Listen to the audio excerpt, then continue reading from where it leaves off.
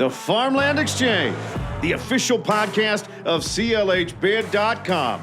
Expert insights on buying and selling farmland in Western Canada. Welcome to the Farmland Exchange, the official podcast of CLHBid.com, where we bring you expert insights into the process of selling and buying farmland in Western Canada. I'm Devon Davidson, digital media strategist for CLHBid.com, and most recently, the host of this podcast. Today, we're going to dive into the complex and emotional decision to sell the farm. 4 key considerations for our discussion are going to be the emotions, the family, the details, and the transition to life after the farm. But before we get into that, I would just like to ask that you please consider following us on your podcast platform of choice. This podcast will be made available on Spotify, Apple Podcasts, or wherever you find your podcasts. Joining me today, welcome back, Roy Carter, CEO and founder of CLHBid.com. How are you? Good. Thanks, Devon. Yeah, thanks. Good. It's good to have you here. And also, for his first time ever, Henry Vos, Director of Sales with CLHBid.com. Henry, how are you? I'm doing well. This is a new experience for me. Well, that's great. I'm excited to talk to you. This is we just met each other in person for the first time about 10 minutes ago. So it's good that we get to sit down and have a chat about this stuff. Maybe tell our listeners a little bit about yourself, who you are, what you do, and maybe one fun or interesting thing that people may not know about you. Oh, sure. Well, I grew up in a small town in northern Alberta, the Peace Country. The nearest grocery store was about 110 kilometers away, along with all the equipment dealerships and so forth. So I was in a remote area, you might say, of Alberta. Went off to school, and then from there came back to the farm. Nice. Came back to farm in this small town and spent some time there. Then changed farms, moved to another location, and farmed there for a while. And now I'm in a transition phase of my life. So you know all about today's topic that we're going to talk about. Well, it's certainly close to home for me. Much of what we're going to talk about today applies to me personally. Okay, great. You did mention that it was close to your heart, so I'm glad that we got you in here for this conversation. Yeah. Roy, we're not going to make you give us your spiel and your special bit of knowledge, just because we've gone through that with you in the past episode. But let's get into it here, Henry. So let's talk a little bit about the emotions. And, as a farmer, how do you try to reconcile that deep emotional connection with what might be a practical decision to sell the family farm?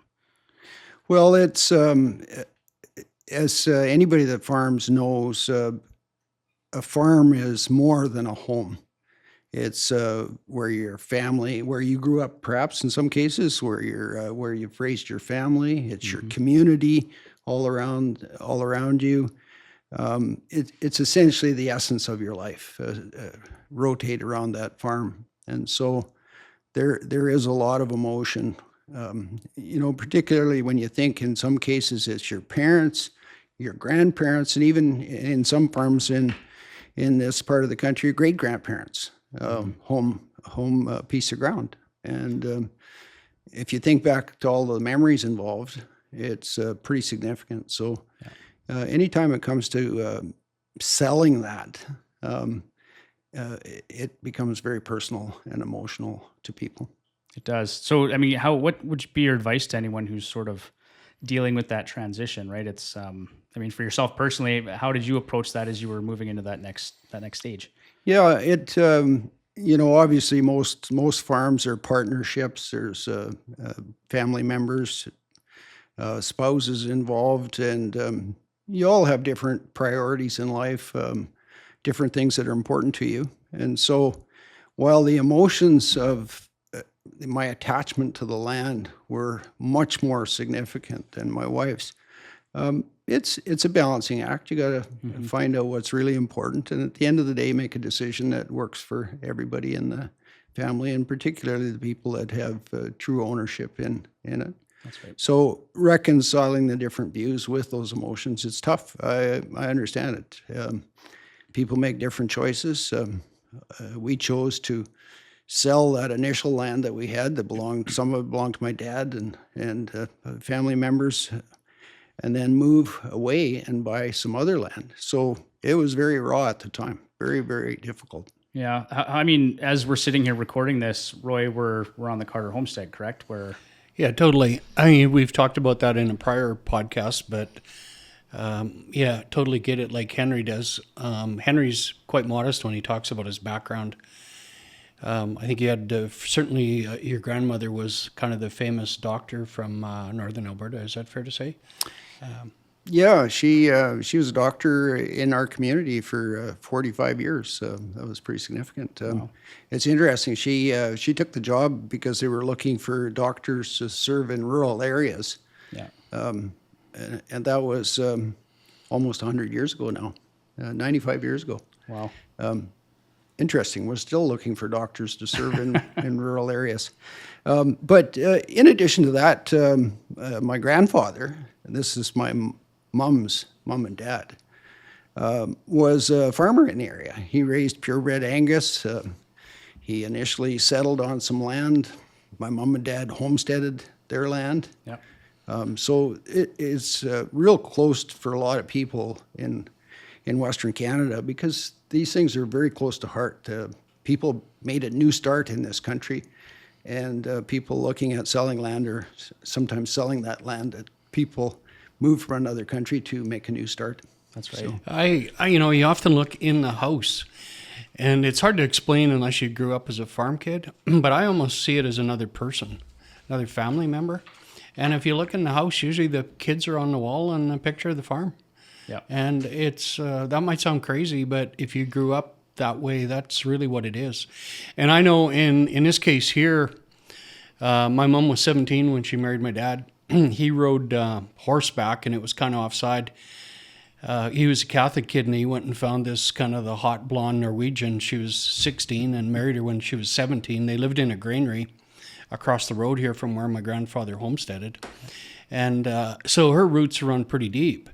And she was here at 59, lost my dad, and I farmed with her. And you don't take it out of her blood. You know, she would go to town and come back and say, you know, Roy, you got wild oats there on Philip's half, hey? And it's like, yeah, I know I got wild oats and I know how to get rid of them, but it's a financial deal, right? You know, you can get, as Henry knows, 100%. But she would go for parts for me, you know, testing grain, whatever kind of thing. But when the day came, and Allie had just been born, who was on the prior podcast, to move her to town, I mean, that was, it was basically like losing somebody. I remember, you know, her walking out of the house for the last time, right? And it was crazy. And then I still farmed in the yard, so we had this house and we rented it out.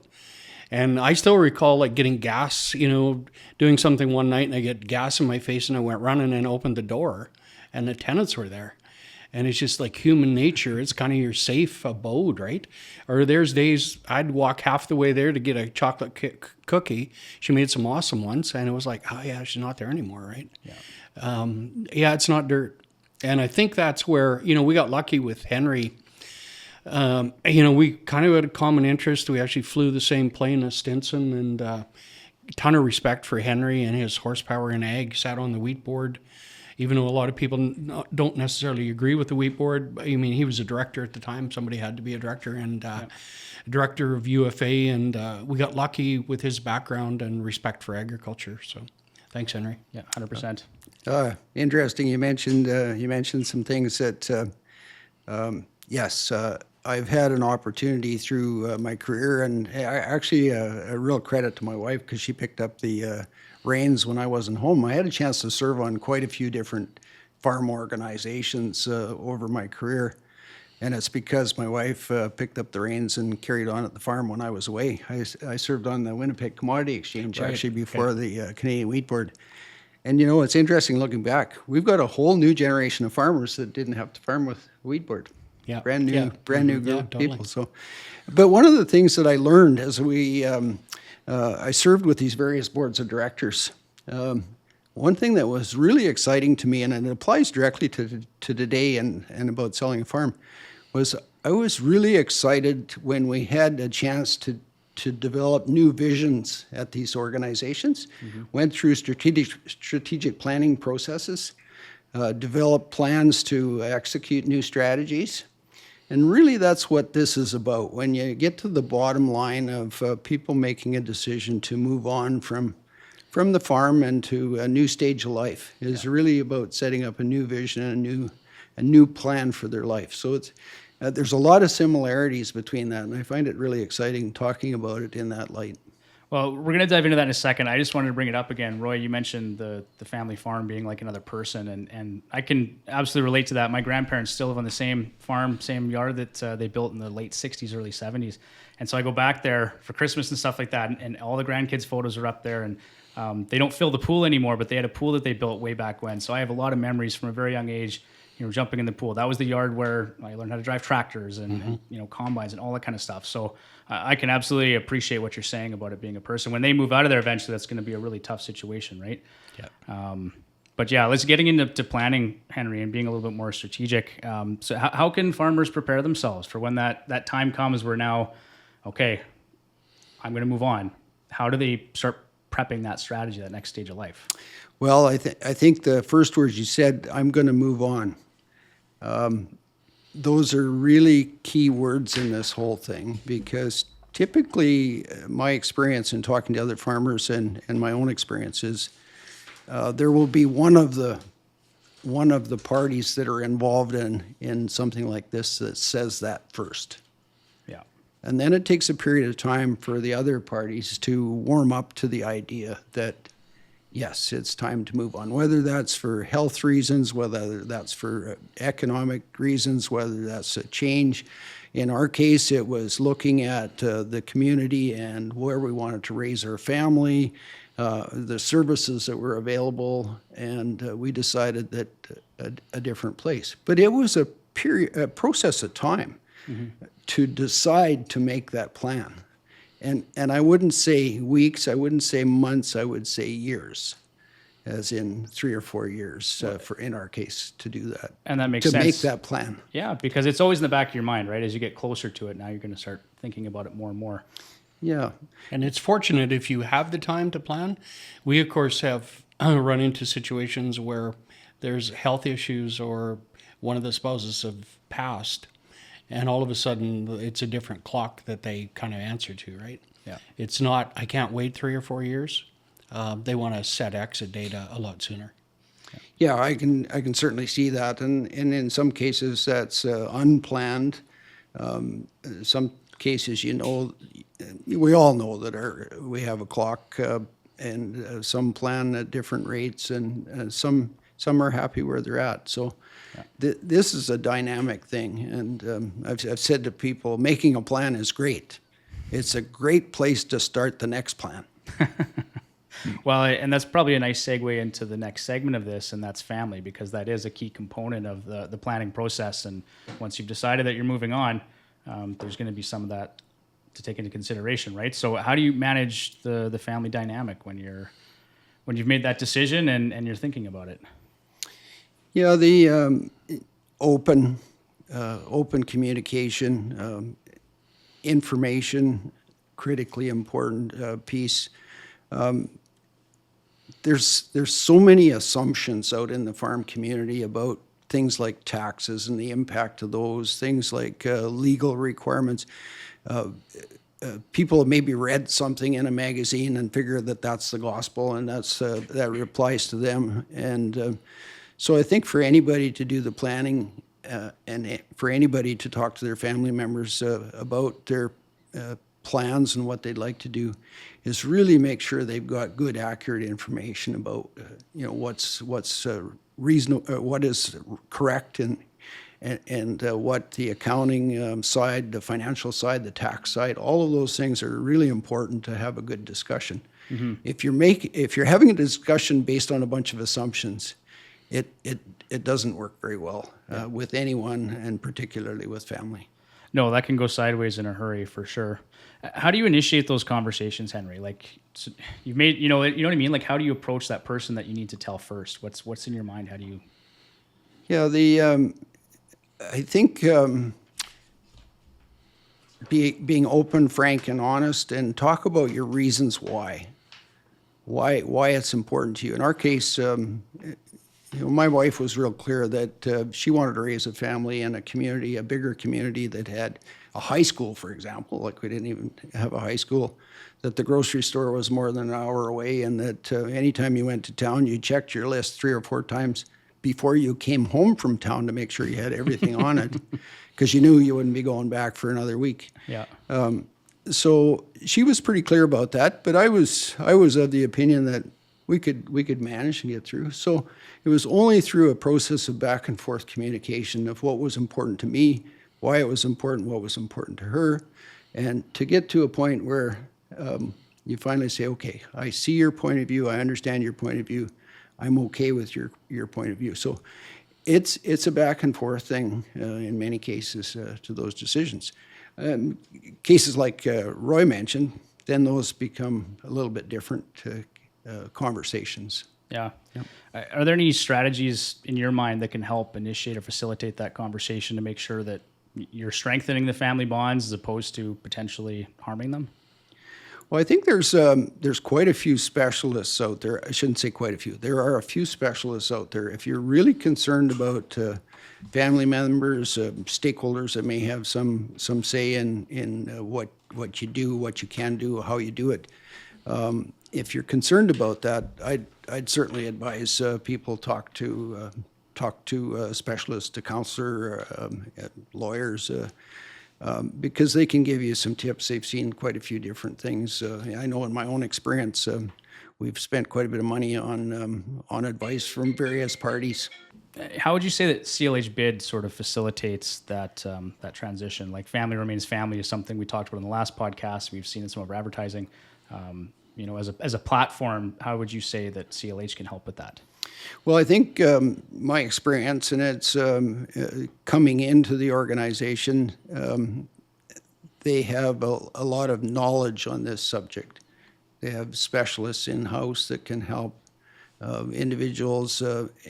They can work with your team of people. If you've got your own lawyer or your own accountant or your people that you've worked with in the past, CLHBid has people that can help advise those members of your team. Mm-hmm. If you'd like to choose, there's a lot of expertise in-house. It impresses me every day to see the talent pool that's here at CLHBid. Yeah, I agree for sure.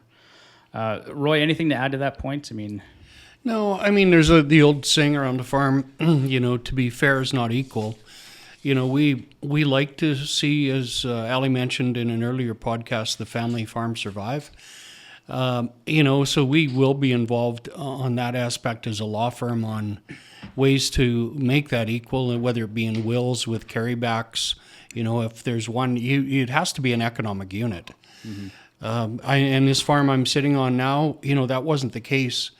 My dad was 16 and there was 8 kids, and when his dad died, and there was 9 quarters left to 8 kids down the road from my grandmother. And my mother used to say, and I didn't understand as a little kid, but she used to have a saying that there's no farm big enough for 2 families. And the reason our bins aren't across the road, which would have been logical, was they were owned by my dad's sister who lived in Edmonton, who wouldn't sell that quarter, right? So, I mean, you can learn a lot from what didn't work, that you had to move augers from across the creek. I didn't know why we had bins over there. It was because that was our land and we couldn't just go. I, as a kid, thought it was all our farm, right? So there's some ways to fix that. Ali in our office deals with that a lot, where there's better ways to do that. Keep it as an economic unit, and the non-farm kids can still get their equity out and that type of deal. We definitely look at that and try and solve those issues. One thing, what Henry's talking about there, I think a bit, it's quite one thing if they're exiting and machinery and everything in one day and leaving. Right. We see probably 80% of the time they quit farming and the equipment's sold and they lease it out. So that's an easier transition. And one thing we see there often, it's guilt. What stops the land from being sold? It's like, well, we just kind of share this land. It came down from my grandfather and was my dad's, and I hate to unload it. And where if they really sat down at the table, most of the kids would say, look, we don't go out there anymore. We had good times there, but why don't we sell it? We could all use some money, and really opening up the discussion, if that makes sense. And we do find that, you'll go to that farm and it's like, yeah, but man, this came from my grandfather, and should we really do this, right? Right. But really, when they have the discussion, it's like, the ease of entry is so difficult now. They know that special grandkid, he can't go grain farming. Where, 30 years ago, maybe, because you were only talking 5-6 quarters, right? Mm-hmm. So the ease of entry isn't there, and so they know those dreams are pretty much not possible. So yeah, we deal with that a lot, and we often find if they talk about it, everybody likes the letdown on the land, and basically can share in the benefits and go do their own thing, as opposed to keeping these kids tied together at the hip by willing them land, which we all know can be problematic, right? Yeah. Well, it's a complicated process, right? And so maybe just to jump into some of the details now, Henry, what are some of the important steps that farmers should take when preparing for their exit strategy? What does that look like to you? I think, as you look at the clock of life and people think about the future, Roy mentioned the cost of entry and how it's difficult for people not farming to get into farming, and looking at that clock and eventually where it's going to go, earlier is better than later. Yeah. It can help everybody, and then listen clearly to what people's concerns are around the issue of selling the farm. Quite often, it's financial security. They're concerned about their future, their place.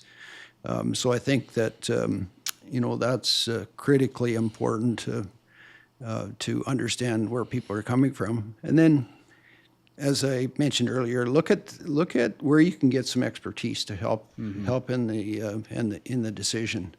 Obviously everybody likes free expertise, and there's people at CLHBid that are very generous with their time and their expertise. Obviously, with a hope that someday will be considered as part of a sale process if it happens, but. There's other people that are experts in the fields, various fields around this, and call on those people because they can guide you and take you away from some false assumptions that I see regularly. Yeah. Most people have trusted advisors. It's just a case of talking to them. Yeah. We encourage that. On those issues, sit down with your longtime accountant and lawyer and talk about that, right? And we like people that, are trust advisors, and those are good people. So that's usually, it's communication like Henry talked about. Mm-hmm. That's the key. We often see the elderly parents or one of them, again, that guilt, and it's like, can we really pull the trigger? But when they really start talking, the kids will say, yeah, you should. Let's go ahead and time moves on, right? Yeah. Well, to both your points, one, financial security, and then just talking about to your advisor, how important would you say it is for a landowner to understand the value of their land before they sell it? I think most farmers today are pretty comfortable with the equity that they have in their land. So the actual number is not as important as the process and the plan after the number. Okay. And we know no one can give you a precise number. I was going to say, I should have prefaced that by saying we don't know, right? But it's because appraisals and assessments can't really always be trusted. But so while I think people would like to know a number, but it's only exposure to the market and price discovery, as we talked about, right? The buyers that are going to determine what that is. You would be shocked at the number of farmers that totally will say, I don't know what it's worth. We get very few that, no, my land's worth this. I would say 90% say, I really don't know what it's worth. And that's the right answer. Yeah. We always say, if anybody tells you what your land is worth, stop listening. Okay, good. Sorry, Henry, go ahead. No, I was agreeing with that. We've seen surprise after surprise in the marketplace, and in my career, I've seen surprises the other way. The surprises we're talking about today have been pleasant ones because the last 20 years markets have generally improved. But I have seen surprises the other way, and so as people move forward. We don't know where the marketplace is going to go. It has gone up pretty steadily over the last while. farmland is a hedge against inflation, but it's also subject to commodity prices. It's subject to political influences, and there has been times in the past where it's gone the other direction. So we need to be aware. Well, you set that up perfectly for my next question. So is there ever a perfect time to sell? What sort of considerations need to be taken into account before you do make that move? Yeah, I don't think there's a perfect time to sell. There's a time for you in your life if this is the way your life is playing out. I think most farmers would like to see their legacy carry on into the future with another generation and all that, but that's just not for everybody, and that's not the way of agriculture in general worldwide. Farms are consolidating, they're getting bigger, equipment's getting much more efficient.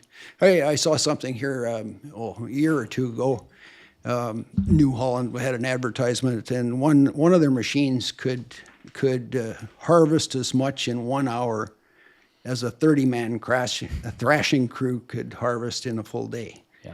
And so that's just a fact of life, that things are getting bigger, more efficient. So not everybody is going to carry on. Not everybody's going to be interested in carrying on. So there are going to be sales in the future. As far as, when the time's right, again, I think it goes to when it's right for them. But we do like the discussion.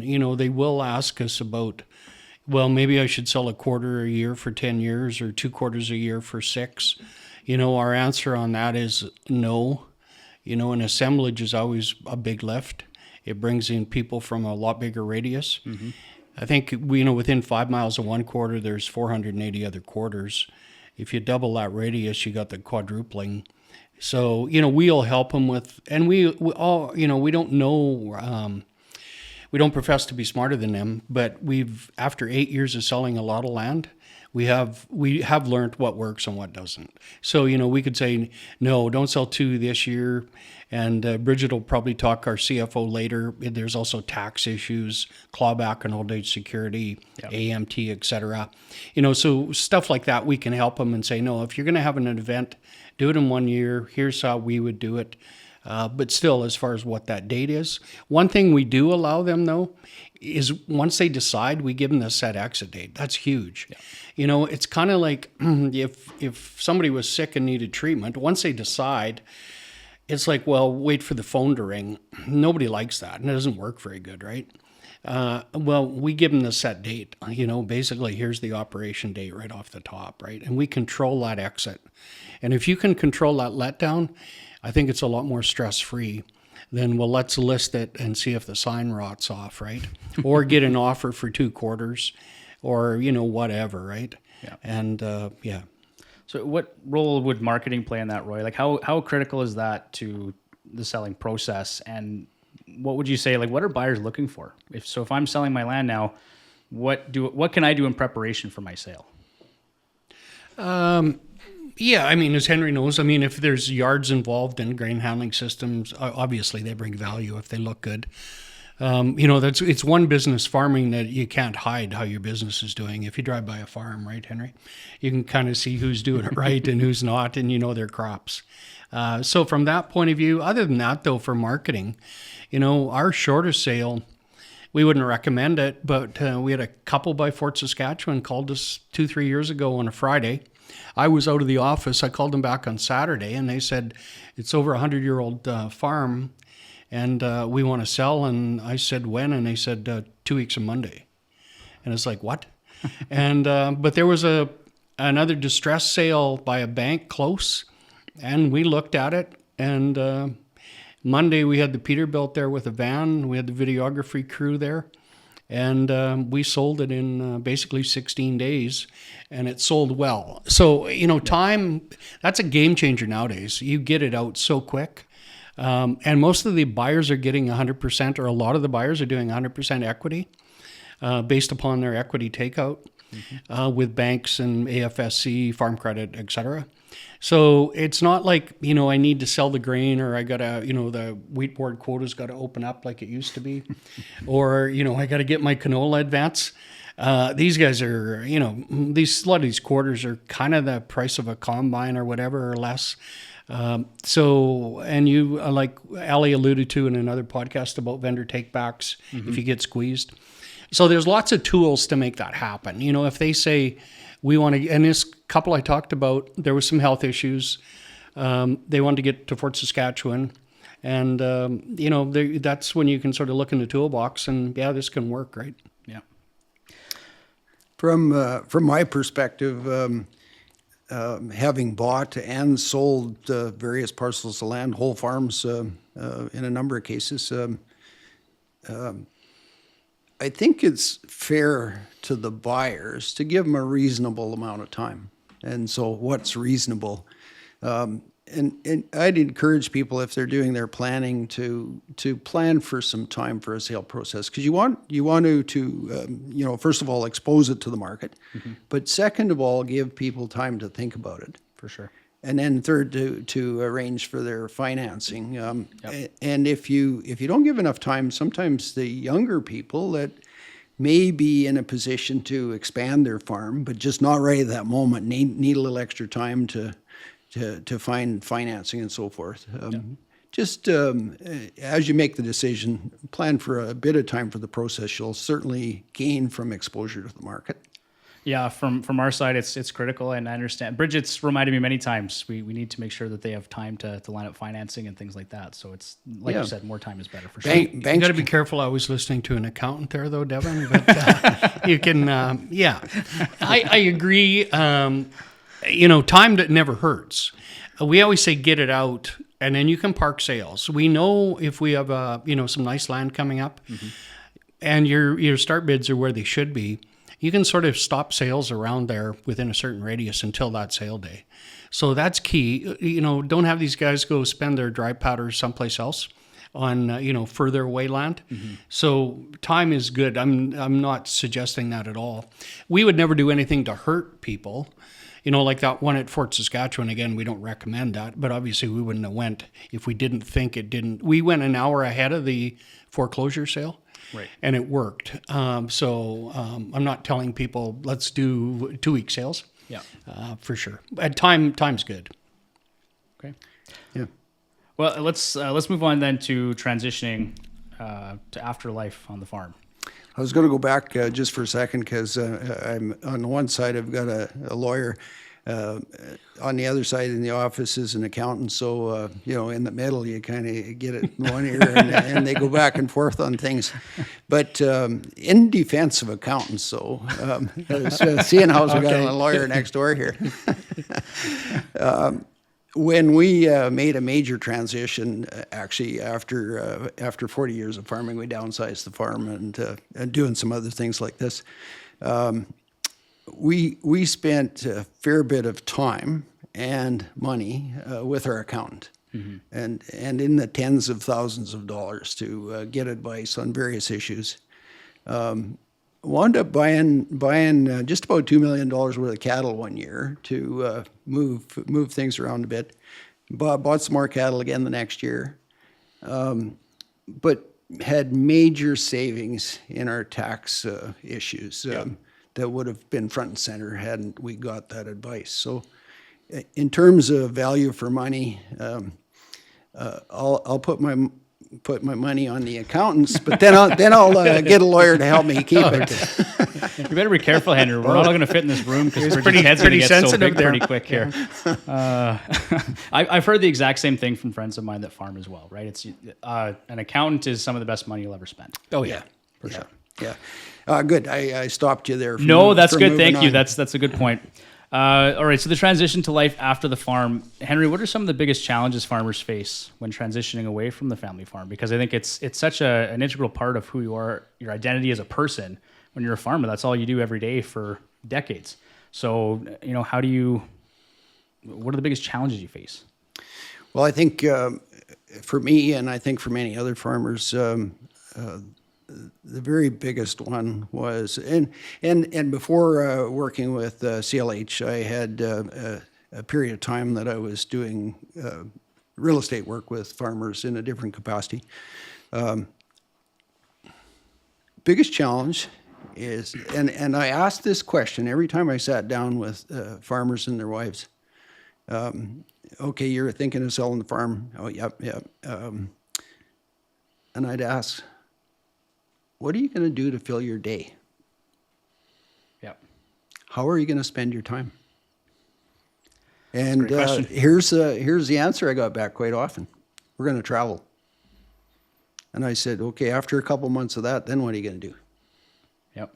And I knew that they weren't ready to sell when they didn't have a plan to fill their day. So that's really a major obstacle for a lot of people in making the decision. Sure. Is how to fill their day. So I would really encourage people to think about their life, think about their family, think about where they want to spend their time. Think about travel if that fits. If you're going to stay somewhere in a warm climate for part of the year, think about all of that. Work your way through what a year might look like after the farm, because that's a key part in selling the farm. Yep. Thinking about that time. So, based off your own experience, what's some advice that you would offer to someone who's in that transition phase? Think about your passions. Think about what excites you. Yeah. And I had a friend, and this is part story, part I would say realistic. So you're in to see the doctor, and the doctor says, "Okay, I got some news for you. Some good, some bad. Bad news is you're not going to live, but the good news is you got 3 years. So what are you going to do in those 3 years?" And so you go home and think about it, and you go back to see the doctor in a few months, and the doctor says, "I got a new diagnosis for you. Good and bad. The bad, you got 3 months. Good, you got 3 months. Sure. What are you going to do? What's your priorities in 3 months?" They change. Yep. And then the next thing is you go the same thing, and he says you got 3 weeks. Yeah. So think about what you're going to do in those periods of time. What's really important to you? Yeah. For me, it was flying an airplane. So I went and did more of that, lots more of that. Family, critically important. So as you work through those things, then you can figure out a plan for your life, and that helps you move on. Things that you're passionate about. Okay. What would you say are some of the biggest mistakes you've seen, whether it's for yourself or someone else who's made that transition to life after the farm? I think the biggest mistake's not getting enough advice. Sure. Being too economical, being too not wanting to spend the money to get good, solid, practical advice from experts in the field. Yeah. And then making plans for the future. Yeah, those are things, including family as well in all your discussions and your plans and why you're doing things. Okay. Roy, anything else from? One of the biggest mistakes I think you see is procrastinate, don't do it, and they sort of have to haul them off the farm, kind of thing. Yeah. And if they do move to town, or they sort of get interested, God forbid, maybe even pickleball or something, eh? But I'm not a pickleball guy, but there must be something to it. It's a popular sport. They do find stuff as opposed to sort of just being on the farm, which is then usually rented out, and they're in the farmstead or whatever. Yeah. But waiting too long is a problem, because then they often end up by themselves, one of them too, right? Yeah. That's really important. I knew that I had a number of things in life I wanted to do other than go up and down the field all day. Yeah. We weren't sure where our daughters were going to wind up with their careers. Would have loved to have them farming beside us. One is currently farming, and the other one's involved in the grain industry. Great positions. So that passion that we had for agriculture is rubbed off on them. That's great. But delaying too long is going to stop you from doing some of those things you might be passionate about too. Henry, tell me a little bit about your decision to jump over to CLHBid.com. Was it the dynamics, the structure, the platform? Like what drove you to join the team? Good question. And it fits with, part of what I saw as a strength I had moving away from the farm and what I wanted to do. And I wanted to share back with the farm community some of my experiences in transitioning from that family farm where we spent 10 years farming to a new farm 2.5 hours away from our family. And then buying farms there and selling farms there. I wanted to share some of that information back with the farm community. So I got involved with the real estate industry and was buying or helping people buy and sell farmland. That was my specialty, what I worked on. Did that for a period of time and found some real gaps, some real challenges, some difficulties, and put clients in really tough positions because they wanted to sell their farm. We were marketing the best we could locally, generally, and maybe on a national platform. But wrong combination of markets, of marketing the product, trying to position it with people, and people not having dates they could count on for moving on with their life. And so I watched CLHBid for a number of years, bugged them a few times about what they were doing, and finally pushed a little bit more and a little bit more, and somebody pushed me, and finally looking at the platform, looking at I call it world-class marketing. It's just absolutely incredible. It's in front of me wherever I'm looking for material information. I'm involved quite extensively with agriculture, so it's front and center all the time. So absolutely world-class.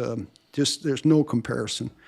And then with that fixed exit date, thought this is a system that'll work for farms anywhere. It's fair to the buyers, and it works for the sellers. It covers off a couple of key components that they're interested in. So fortunate to be here. Thanks, Henry. Appreciate the comments. We're lucky. Thank you. Yeah, absolutely. Thanks, Henry. All right. Thank you to our listeners for listening. That was another edition of the Farmland Exchange podcast. If you enjoyed what you heard here today, please consider leaving a 5-star review on your podcast platform of choice. It helps us in the algorithm get found by other listeners who may benefit from this information themselves. I hope this is a positive exchange for you. Take care.